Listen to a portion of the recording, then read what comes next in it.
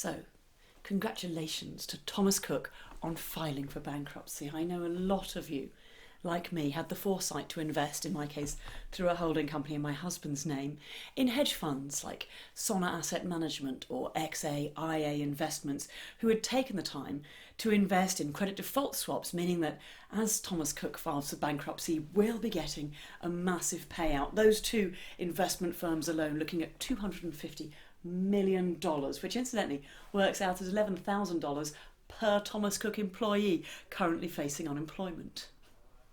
I shouldn't laugh.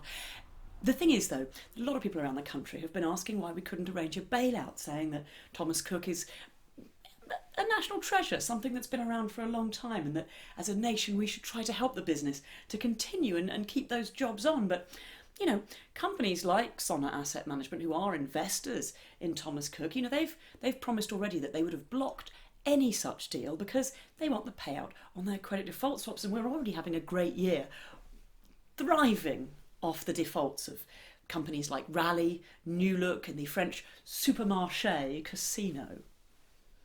And some of you may not be fully familiar with what credit default swaps are. They're like a sort of insurance policy. You might buy an insurance policy on your own house. These are insurance policies on companies not going bankrupt. And, you know, the interesting thing is that when you buy them, it's almost like buying insurance on somebody else's house, really, and if it falls down, you get paid out. So this sort of situation, it's a little bit like buying insurance on your neighbour's house and then complaining when they try to get the foundations fixed or when they get builders round to try and improve the structural integrity so it won't fall down. You wouldn't want to miss out on your payment, would you? And actually, between you and I, some of these companies have been going a little bit further still with this terribly clever thing called manufactured credit events, where they invest in credit default swaps. And then what they do is they encourage the companies to default on one of their payments so that they'll get their payout. It's a little bit like, again, like getting insurance on your neighbour's house and then paying them to knock the conservatory down and promising them you'll get them a swimming pool instead if they do. And then you get your insurance payout.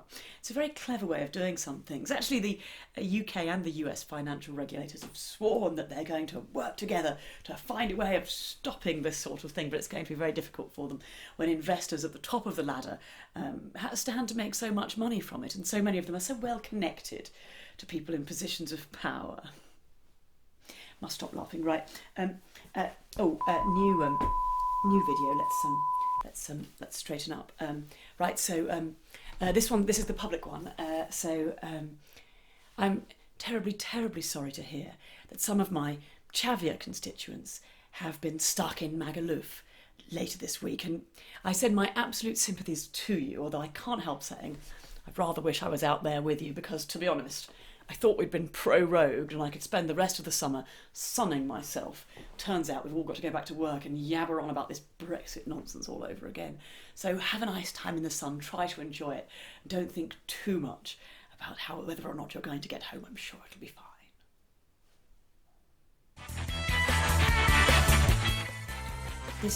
Can someone get me a more expensive party hat?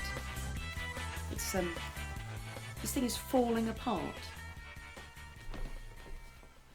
We've got the money.